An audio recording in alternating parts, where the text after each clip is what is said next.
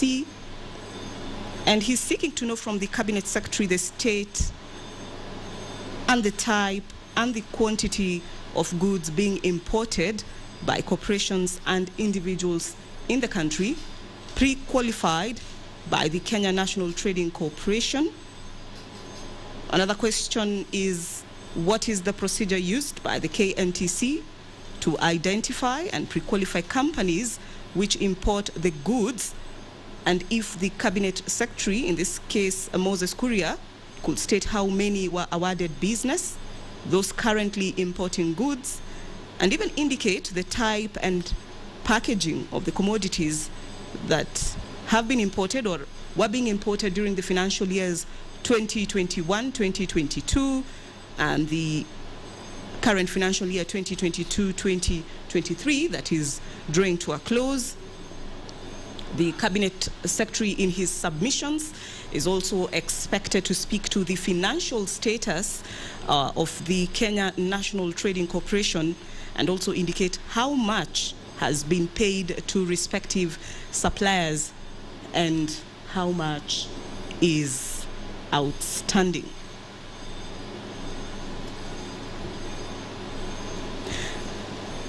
The other Cabinet Secretary expected in the House this morning is the Cabinet Secretary Agriculture, Livestock and Development, Mithika Linturi, and he'll be responding to queries raised by the same senator for Marsabit County, Senator Mohamed Said Chute. And the matter in question is food commodities being imported duty-free, and he'll be required to state the approved packaging and container sizes for that food.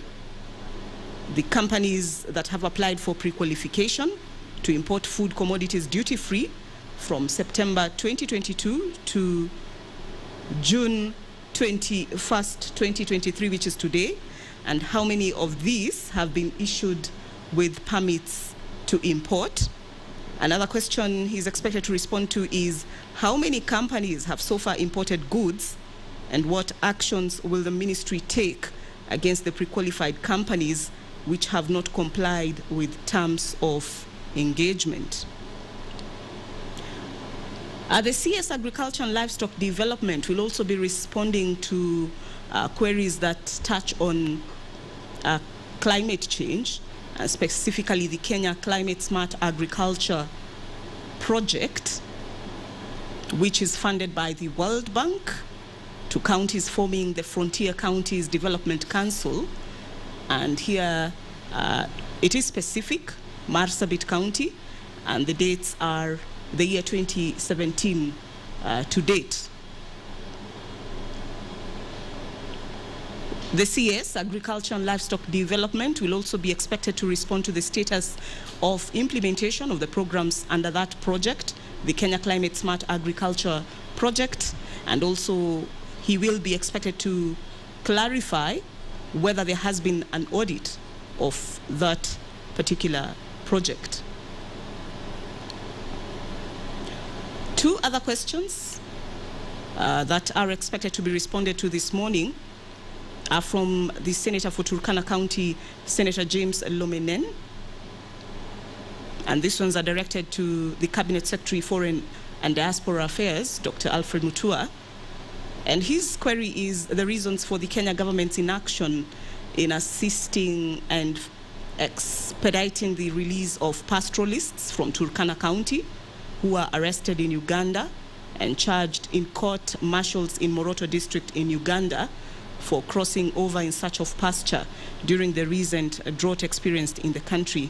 And also he is expected to give timelines as regards when that matter will be resolved.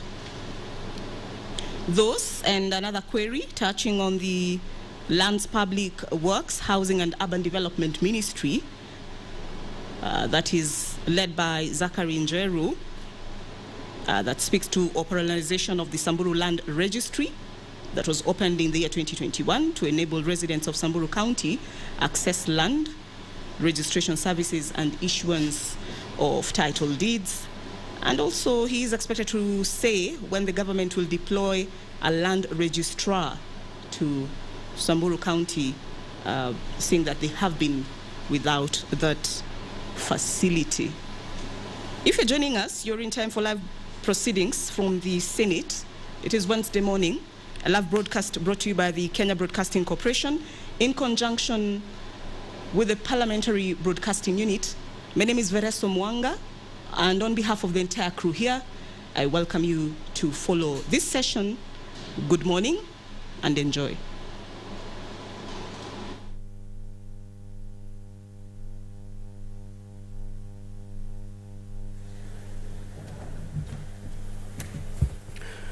Let us pray. Almighty God, we beseech you to behold with your abundant favor and blessings us, your servants whom you have been pleased to call to leadership positions in this republic. We seek guidance to treat and consider all matters that shall come under discussion in so just and faithful a manner as to advance the peace, prosperity, and welfare of our country and of those whose interests we've committed to our charge. Amen.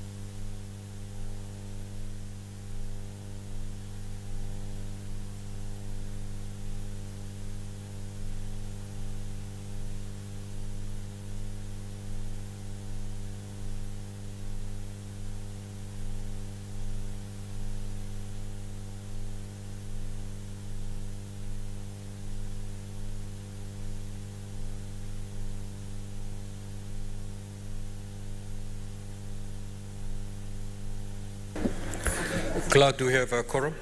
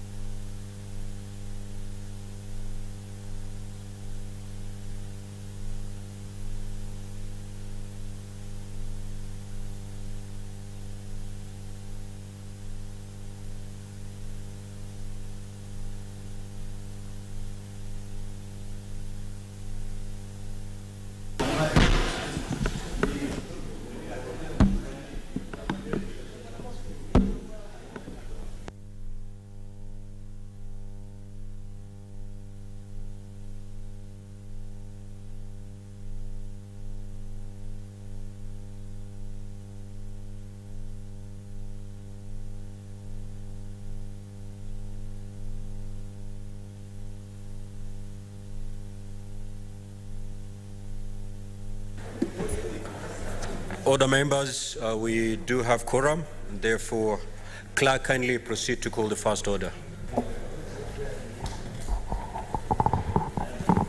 Order number 1, Administration of oath.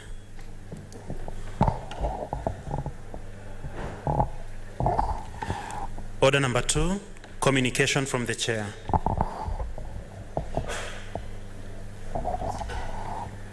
Order number 3, messages. Order number 4, petitions. Order number 5, papers. Order number 6, notices of motion. Order number 7, questions and statements.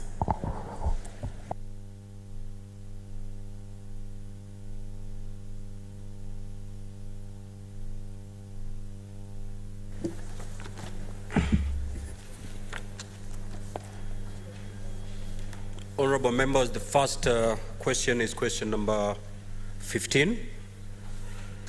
This is to be asked by the Senator from Marsabit, Senator Mohammed Chute. Clerk, the Cabinet Secretary is present? Good. Let me take this opportunity to welcome the CS for Investment, Trade and Industry. Honorable CS, this question has been pending for a while, owing to some letters that we received from you that you could not appear before the Senate when you were required then. We're happy that you're present now. We want to believe that you're going to give the Senate the kind of response that will be comprehensive, detailed, and just to take you through how we operate during this session. The senator asking this question will be the first to raise and read out the question. Thereafter, the other senators will be allowed to ask supplementary questions. So, CS, prepare yourself to not just respond to the question before you, as forwarded to you by the clerk, but also other supplementary questions that will be fielded by other senators. And therefore, I will call upon the senator from Marsabit, Senator Mohammed Chute, to proceed and ask the question. Senator, what clarification are you seeking?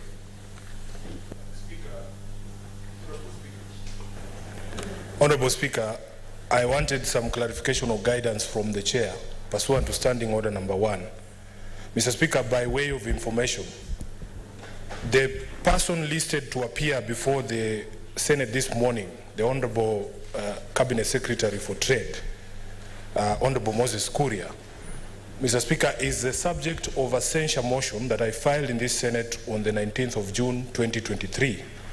The guidance that I rise to seek, therefore, Mr. Speaker, is number 1, whether a person who is going to be or is already a subject of a motion of censure that has already been filed before this hallowed house can again appear before that same house prior to the motion on censure being dispensed.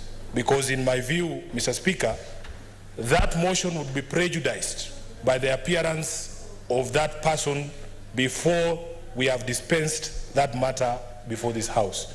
Therefore, Mr. Speaker, I personally take great exception to the presence of somebody the subject of such a motion in this hallowed house, and my fear is that the CS is going to use this privilege of appearance before the Senate to cleanse himself of the accusations that are contained in that motion.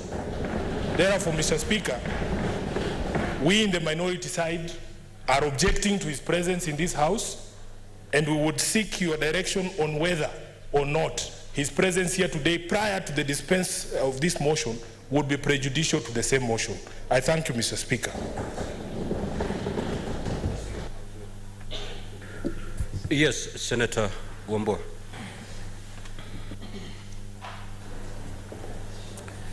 I thank you, Mr. Speaker, for indulging me and this side on issues that we want clarified by the chair. The Speaker, as stated by the Senator of Nairobi, there is a live censure motion against the Cabinet Secretary who has appeared before this House today to respond to questions raised by Senator of Marsabit. The Speaker, for the dignity of this House and for the dignity of public service, the Speaker, it would be wrong that a minister, a public servant, who is facing a motion of censure gets the privilege of addressing this Honorable House on any matter touching on his docket. The Speaker, I want to make full disclosure on the floor of this House that Honorable Moses Kuria is a personal friend of mine. But when it comes to matters of public service, the Speaker, friendships take a back seat. The things that the Honorable Moses Kuria has said about the media in relation to aspects that touch on the questions that were asked by Senator for Marsabit. The Speaker, it is known in this House and in this country that Senator Enoch Wambua is a journalist of long and good standing. To allow a leader, a cabinet secretary, to use the floor of this House to sanitize himself over accusations of abuse and insults directed at media house, Mr. Speaker, is a painful thing for me. So friendship aside, Mr. Speaker, and Moses Kuria and I can have a cup of tea after this, no problem. But Mr. Speaker, on a matter of principle, we should not allow Moses Kuria to use the floor of this august House to sanitize himself. He should be stood down until we dispense with the motion of censure against him. Mr. Speaker, I thank you. Senator Aaron Cheriot. Mr. Speaker, you know, when I walked in this morning and I saw the minority side, I knew that something was amiss. As you are aware, Mr. Speaker, the minority side has moved to court, and it's the minority side of the Senate, because their colleagues in the National Assembly believe in this system of accountability where ministers appear before Parliament and respond to questions. Mr. Speaker, sir, please. Would you wish to be informed? After I make my remarks, I will walk to Sifuna and he will inform me. Mr. Speaker, anyway, so that I don't prejudice him, let Senator Sifuna inform me. Proceed, Senator Sifuna. Mr. Speaker, I just wanted to inform the Leader of Majority that in fact the National Assembly applied to be enjoined in that particular case, and they're an active party. My point precisely, Mr. Speaker, that when it comes to matters politics and law, the National Assembly on many occasions gives the Senate the short end of the stick, and on this occasion the minority side. While they do that, Senator Sifuna, I want to advise you, take the clips of cabinet ministers appearing before the National Assembly and see which side of the House is normally full. It is a minority side. So while they are telling you that they don't believe in this process, they fill up the House. And I have taken time to ask them, why do you do this? None other than Opio and I, the leader of minority in the National Assembly, told me, it's because your work as senators is only to look after governors. What are you doing with government ministers? So they are misleading you guys, and you guys are falling to their trap. Anyway, Mr. Speaker, Senator this is a point. Cheriot, the standing orders demands that you address your colleagues as honorable senators, not guys. My apologies, Mr. Speaker. Honorable colleagues from the minority side, this is a point, Mr. Speaker, that it's time they made up their mind, whether they believe in this process or they don't. Otherwise, this business, Mr. Speaker, of on one day giving the Senate sessions, as they have done the last 6 or so weeks, a white bath, not appearing, then suddenly out of the blues make up on one Sunday, one beautiful Wednesday morning such as today, and say that they want to stop the proceedings, Mr. Speaker. You know, there is what you refer to as goodwill, Mr. Speaker, even in your actions. If you come before the House with goodwill, believe you me, Senator Wambua, if you had been appearing previously and you believed in this process, and then today you raise that particular standing order, I'd have taken opportunity to listen and say, maybe they have a point, Mr. Speaker. But what is the justification, Mr. Speaker, of somebody who has never shown any interest whatsoever in this session that has been happening? CS Moses Kuria, I think, is the 10th or the 11th minister appearing before this House. Our colleagues in the minority side have never taken time to listen to any particular cabinet secretary. But today, they want to stop the rest of us who want to continue holding the executive to account, as is constitutionally expected of us as honorable senators in this House, Mr. Speaker, to stop that particular process. I do not believe is fair on their side. Secondly, Mr. Speaker, the censure motion that my good friend and brother, Senator Sifuna, is referring to, I hear, I'm not aware, Mr. Speaker, he says that he has filed a censure motion against the CS. But you know the procedures of this House. Until a matter is before and alive on the floor of the House, Mr. Speaker, it is foreign and strange business before us, Mr. Speaker. This question that the CS is appearing to answer, Senator Chute asked this question more than 2 months ago. In fact, I like the opening comments that you made. You have been asking the CS to first, before even responding, give a justifiable reason why it has taken him this long before appearing, for him to appear before this House, Mr. Speaker. Therefore, Mr. Speaker, I want to request that we allow the CS to respond to the question. In any case, the question was filed earlier than the censure motion which my brother has filed.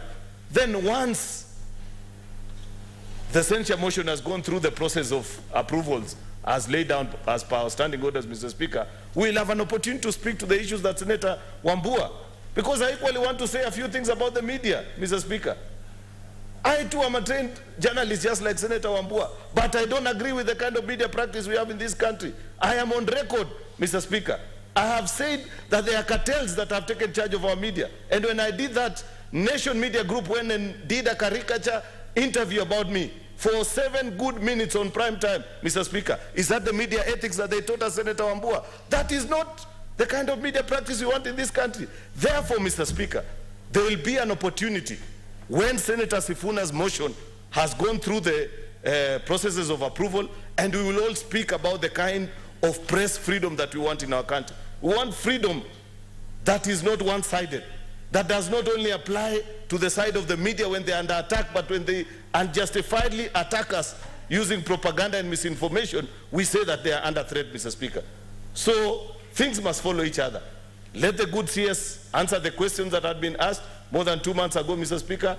When the censure motion comes, we will all debate and have a good conversation, Senator Sifuna. I plead, and I want to humbly request you that today, if you've changed your mind and have decided to sit and listen to cabinet ministers, welcome. Let's continue with work. This is what we expect of you.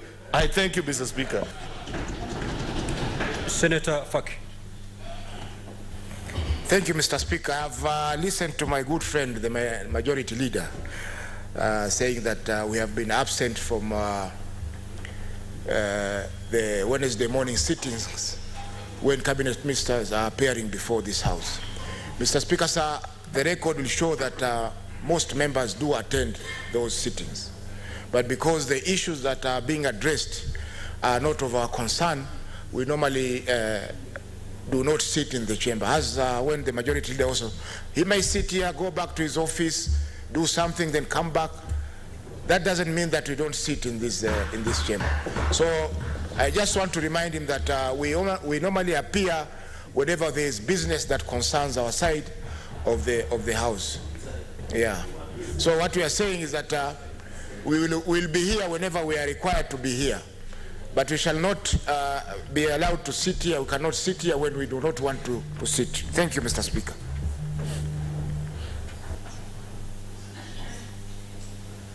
Senator Wamatinga.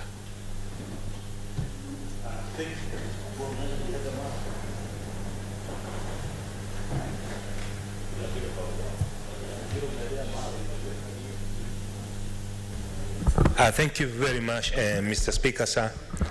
I also like to add my voice into the matter that has been brought by the minority side on the floor of the House. Mr. Speaker, sir, as you give directions, it would also be very, very important to know that some of us arrived this morning very early to come and listen to the CS because we have a constitutional right to listen to what he has to say about the questions that are before the House. Mr. Speaker, sir, where I come from, there is a saying that says you should never stop at every barking dog. I think, Mr. Speaker, sir, it is very important that we look at... Order, members. That is where he comes from. I said where I come from. I did not say here in the House. Order, members. Order.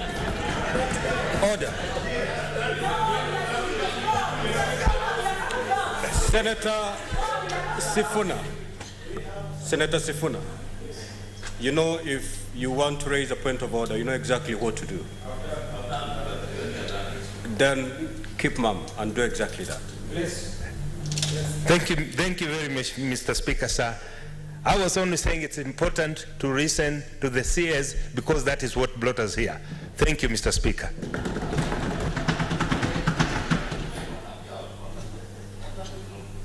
Senator Fak. Nimeshangaa kwamba Senator wa Nyeri ameweza kutumia lugha ambayo haistahili kutumika katika nyumba hii. Hata kama Waziri Moses Kuria ni waziri wake, lugha aliyotumia mheshimiwa wa Matinga ni lugha ambayo haistahiki kutumika katika nyumba hii. Mheshimiwa Speaker, ningechukua fursa hii kukushauri kwamba umwambia withdraw, aondoe matamshi yake, kwa sababu si haki kuita watu mbwa katika nyumba hii.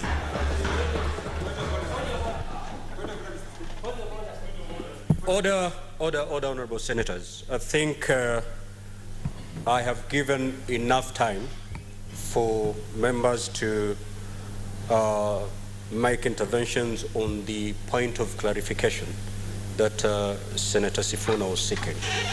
I think we'll proceed to rule on that or to give the clarification that has been sought by Senator Sifuna. Now, pursuant to Standing Order 60, because that is the standing order that talks or addresses on matters motion. Now, pursuant to that Standing Order 60, a senator first, before moving a motion, they must file a notice of motion.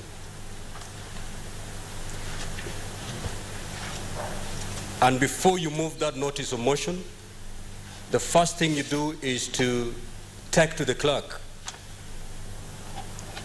a copy of the proposed motion. Thereafter, the clerk is going to submit that proposed motion to the Speaker. Now, the Speaker, using certain parameters as guided under Standing Order 63, there are certain parameters that the Speaker uses to guide himself in order either to admit that particular motion or to rule that particular motion inadmissible. When the proposed motion is admitted, then the mover of that notice is allowed to give notice. If the Speaker rules that it's inadmissible, then the matter ends there. Now, as far as I'm concerned, I have not seen the proposed motion that Senator Sifuna has submitted on. And therefore, having not seen this proposed motion, it cannot be a subject of discussion on the floor of the House today. Even assuming that the proposed motion has been submitted to the office of the Speaker. Even then, because two things may happen when it's submitted to the office of the Speaker. It may be admissible, it may not be admissible. So what we are doing is we're anticipating debate, contrary to Standing Order 99 of our standing orders. I therefore rule that Senator Sifuna, indeed you're out of order because your argument breaches Standing Order 99 in that you're anticipating debate of a proposed motion. I will therefore allow the Cabinet Secretary to proceed to respond to the question as asked by Senator for Marsabit, Senator Mohamed Chute.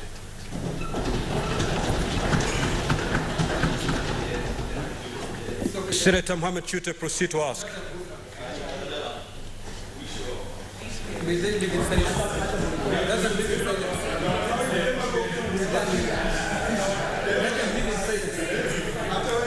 Senator Kajwang. Senator Kajwang. You're out of order.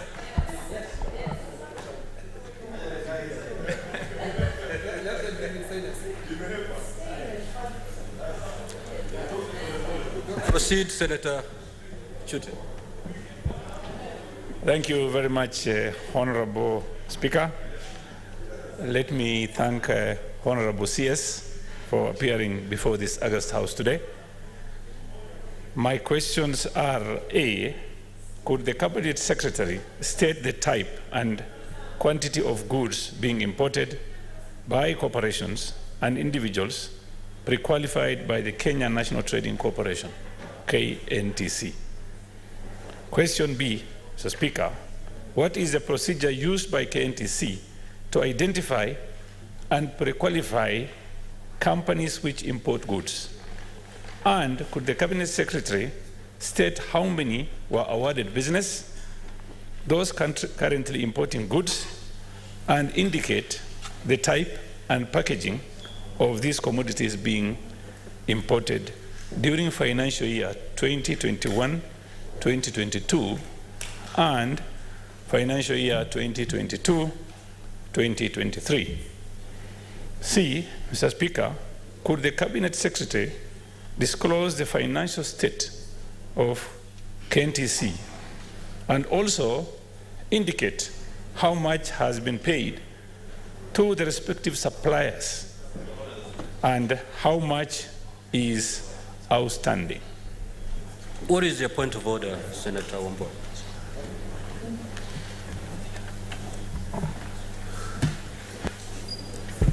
Mr. Speaker, I rise on a point of order number 41 on the issue of quorum. That this House, the Speaker, has the requisite quorum to transact the business before it.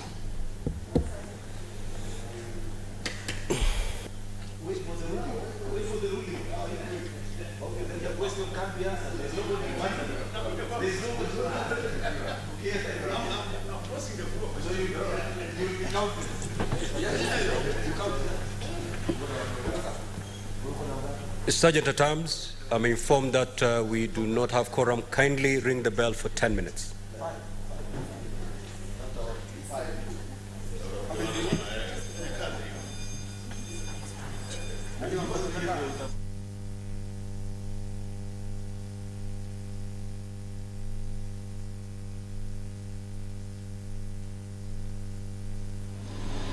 You are watching live proceedings from the Senate this Wednesday, the 21st day of June, the year is 2023. The Wednesday morning sittings in the Senate are mostly dedicated to question time, a session where members of the Senate get to hear from various cabinet secretaries. And currently we have the quorum bell ringing, and this is because there is a lack of quorum in the Senate at the moment. A minimum 15 members required. A quorum hitch occasioned by the exit of the opposition side, at least a significant number of members of the Senate from the opposition who have just staged a walkout, and that is after the Speaker, Amason Kingi, ruled that the Cabinet Secretary Trade, Moses Kuria, should give submissions before the House and respond to queries raised by the Senator for Marsabit County, Senator Mohammed Said Chute. Before that, there was a bit of concern from the opposition side of the House, led by the Honorable Senator Edward Sifuna, Senator Nairobi County, who expressed concerns that there was a motion of censure against the Cabinet Secretary Moses Kuria, and that in that regard, then it will not be in order, rather, for the Senate to continue with that session, hearing from him. And to quote him, he had alleged that the Cabinet Secretary was out to use the session to cleanse himself, and this is in light of the current uproar over his remarks targeting members of the Fourth Estate. Senator Sifuna was supported by the Kitui Senator Enoch Wambua. There was who also said the dignity of the House was at stake if the Cabinet Secretary was allowed to continue with his submissions. But in defense, the majority in the House argued that that particular motion that seeks to censure Moses Kuria was not live in the Senate, as it had not been tabled, an argument backed by the Speaker himself in his ruling, quoting the standing orders of the Senate, and specifically Standing Order 60 to rule the Honorable Sifuna out of order, and directing that that question and answer session proceeds, because that motion that seeks to censure Moses Kuria, the Cabinet Secretary, Investments, Trade and Industry, is not yet formally tabled before the Senate. The quorum bell is ringing. It will continue to do so for 10 minutes as ordered by the Speaker. And after that, the Speaker is at liberty to issue further directions as regards the sitting, a sitting in which at least 2 other Cabinet Secretaries are expected to respond to queries from senators in the House. Other than Moses Kuria, we have Mithika Linturi, Cabinet Secretary, Agriculture and Livestock Development, who is expected to respond to a number of queries that speak to the importation of duty-free food commodities and extending to their packaging and even container sizes. Is also expected to respond to queries surrounding the Kenya Climate Smart Agriculture Project in Marsabit County. These queries emanating from the Senator for Marsabit County, Senator Mohammed Said Chute. And then there is a question directed to the Cabinet Secretary, Foreign and Diaspora Affairs, Dr. Alfred Mutua. This one speaks to the arrest of Kenyan pastoralists from Turkana County in Uganda, and what the government is doing to ensure that conflict over pasture between the 2 neighboring countries is resolved. And then there is yet another query directed to the Ministry of Lands, Public Works, Housing and Urban Development that speaks to land registration in Samburu County. It is a live broadcast brought to you by the Kenya Broadcasting Corporation in conjunction with the Parliamentary Broadcasting Unit. And as you can see on your screen, the Cabinet Secretary, Investment, Trade and Industry, Moses Kuria, is already in the chambers. He is on standby, awaiting directions. And should he be allowed to proceed, he is expected to be responding to queries surrounding the mandate of the Kenya National Trading Corporation, KNTC, and extending to importation by corporations and individuals.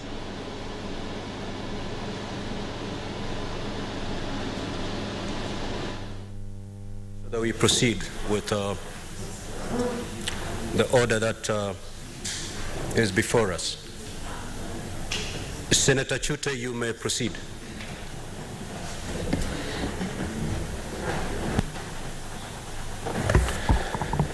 Thank you again, Honorable Speaker. I was on C. Well, my document was tampered with by my friend here.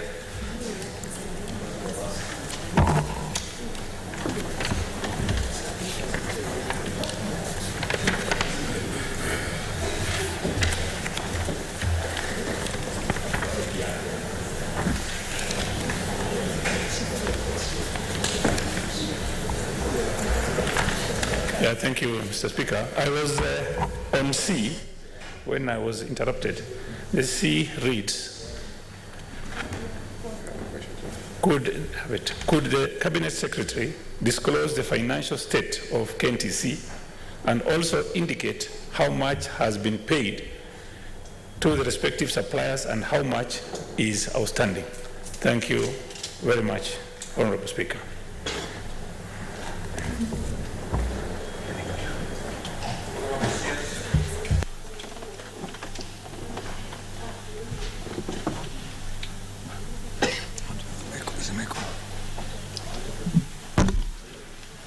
Thank you, Honorable Speaker. Thank you, members. And I want to take this early opportunity to first apologize to this august House because I got this summons slightly over 2 months ago. But, Mr. Speaker, the nature of my work is that I've been doing some quite of traveling, not for leisure, not for tourism, but with the aim of assisting our country to open new market frontiers for our goods and services, and also to work with partner countries to attract foreign investment, which is very much required to get our country and our economy moving again. Mr. Speaker, I want to also take the opportunity to thank you and members of the Senate Business Committee and also members of the Senate in general for extending your invitation to me to appraise members on the role of the Kenya National Trading Corporation in addressing the high consumer prices for essential commodities. This, Mr. Speaker, is part of your mandate in considering all matters related to trade and indeed all matters related to our public affairs. I've seen your written principles that you filed. Now, I just proceed to answer the question as captured on page 2.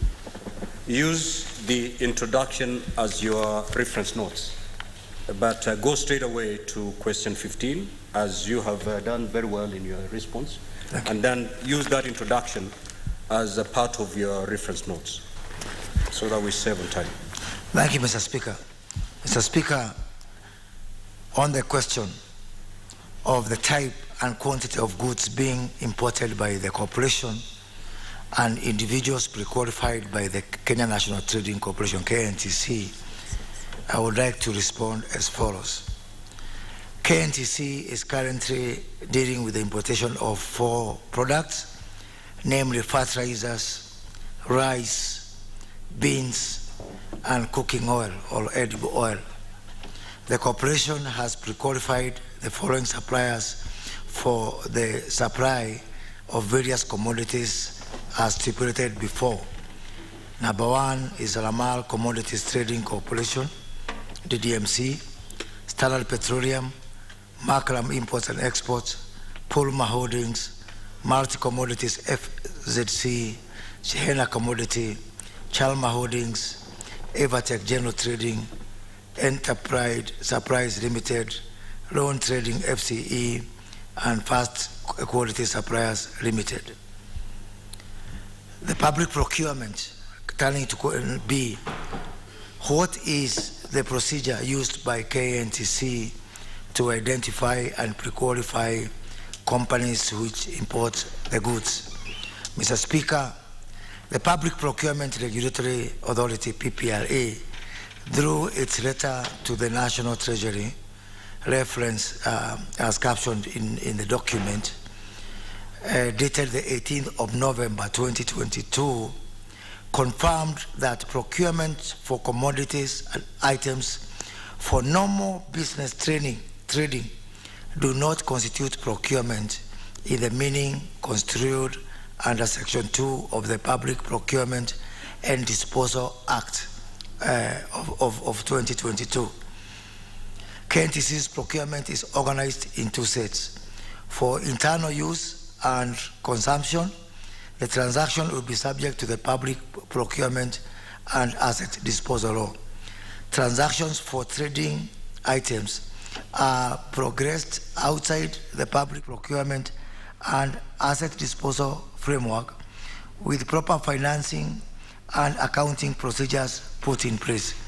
And this, Mr. Speaker, is recognizing that KNTC is a commercial organization that survives on trading, getting the best offers and suppliers from the market, selling at the best price, and does not receive any funding from the exchequer for that purpose. So the procedure runs as follows. One, in accordance with the timelines indicated by the clients, the manager of the sales division releases and signs appropriate purchase requisitions to initiate the procurement process. B, the manager sales division, with the support of the supply chain division, shall at the same time prepare specifications for the items to be procured. The experts in the department then they develop specifications or establishment of an internal team to prepare the specifications. C, the purchase requisition and the specific specifications are forwarded to the head of finance for commitment of funds.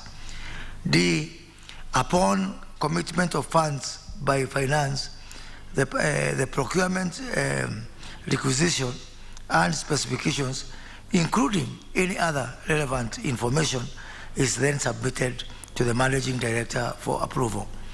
E, the purchase requisitions is then submitted to the supply chain division to commence the procurement process. F, quotations or bids are then received, opened, evaluated, and an opinion prepared in line with profit margin analysis recommendation for the accounting officer's approval. G, a purchase officer order or a contract agreement is then executed and issued expeditiously.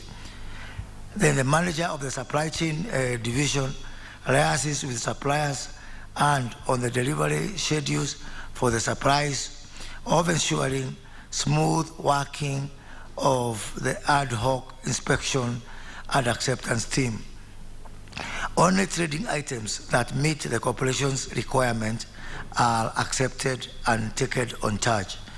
Then all invoices for the procurement, inspection and acceptance certificates and of payments are officially received at the supply chain department for purpose of payment.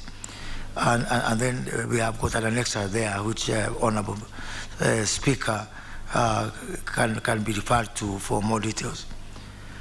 Turning to question C, on how many companies were awarded business, those currently importing goods, the type and packaging of the commodities being imported during financial year 2021-2022 and financial year 2022-2023.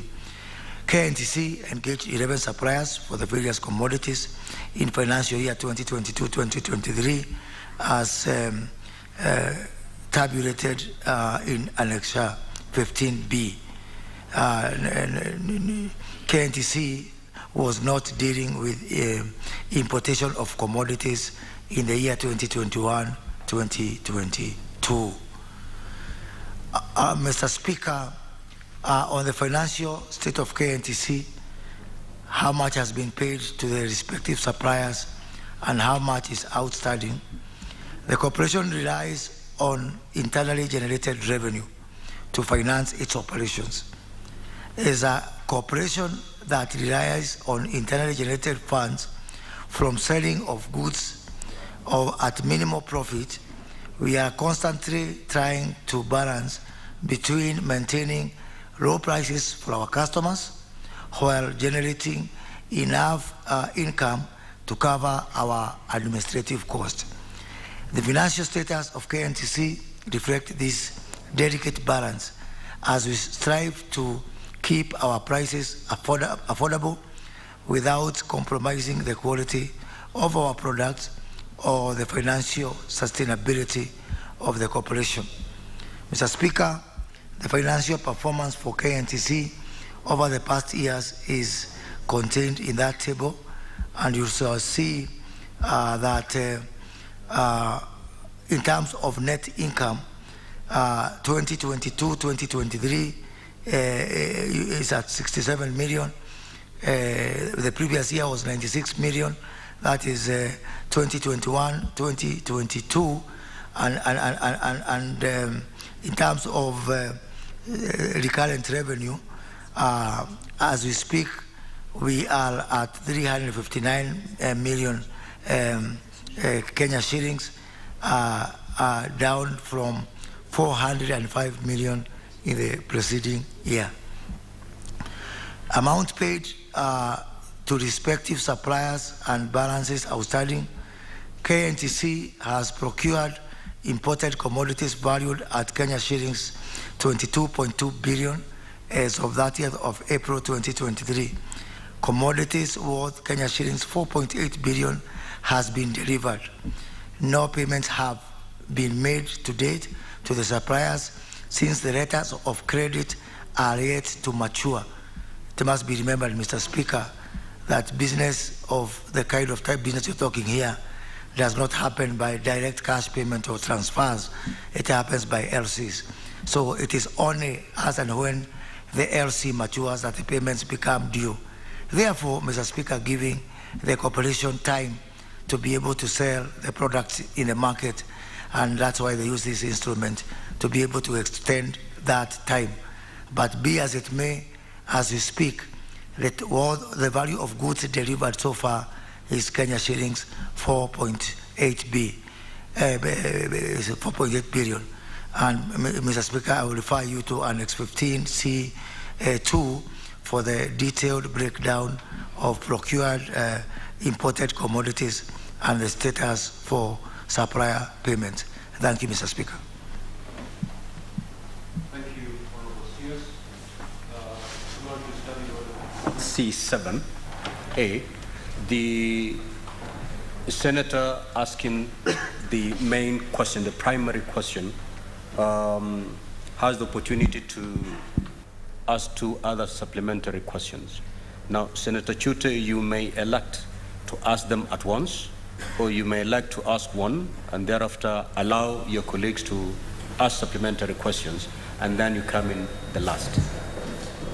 Thank you once again, Honorable Speaker. I will ask one question first and the other one after my colleagues have asked.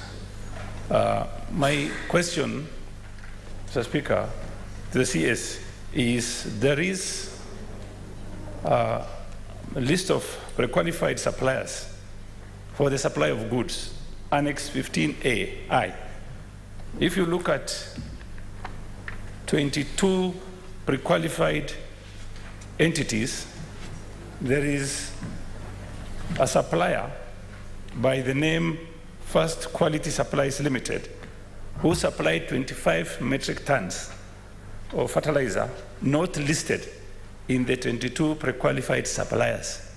How did he end up giving contract of 22 metric tons, 25,000 metric tons to this supplier without pre-qualification?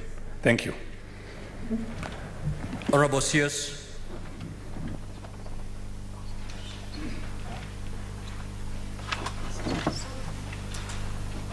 Honorable Speaker, I beg to defer that question until the next round of questions so that I can be able to make some consultation. You can consult with your team and thereafter you will proceed to respond. Absolutely. Just consult. Much obliged. Senator Kinyua. Thank you, Mr. Speaker. Mr. Speaker, I've been reading and watching on news the issue of importation of edible oil, which has been equated almost to a scandal. Can kindly the minister elaborate to this House the interest of the importers on this issue, and Mr. Speaker, the connection to the same to the media of this country? Thank you, Mr. Speaker. Honorable Sears. Thank you, Mr. Speaker, and thank you, Senator, for that question. Mr. Speaker, over the last 6 months or so, this country has allowed, through a Gazette notice, importation of 1.4 million metric tons of maize to address the issue of maize shortage and the skyrocketing price of unga, which was as high as 250 by the September last year. Mr. Speaker, this country has also allowed importation of 1.2 million tons of rice, despite the fact that we have got rice in Moya, in Kirinyaga County, we have got rice in Ahero, in Kisumu County, but it was necessary because of the drought situation, the famine, the food shortage that was there, to make that move and also to manage the cost of living. Mr. Speaker, at the same time, we got approval from Cabinet to import 125,000 metric tons of edible oil. Mr. Speaker, you'll notice that of all those 3 products, the one with the least amount that was allowed to be imported was edible oil. 1.4 million maize, 1.2 million rice, only 100,000 metric tons of edible oil. Yet the attention out there is not about rice, and farmers from Moya and Ahero would be justified to rise and say, why are you importing rice? And we have got rice we farm rice. But Mr. Speaker, the farmers of Moya and Ahero, they don't have a voice. They don't have the deep pockets. They don't have the money. They don't have the kind of checkbooks as would be required to create the kind of noise that has been heard in the media. Only this item, 125,000, out of which, Mr. Speaker, the amount of edible oil that has landed in this country is only 3,000 metric tons. That is close to 170,000 jerry cans of 20 liters that are used in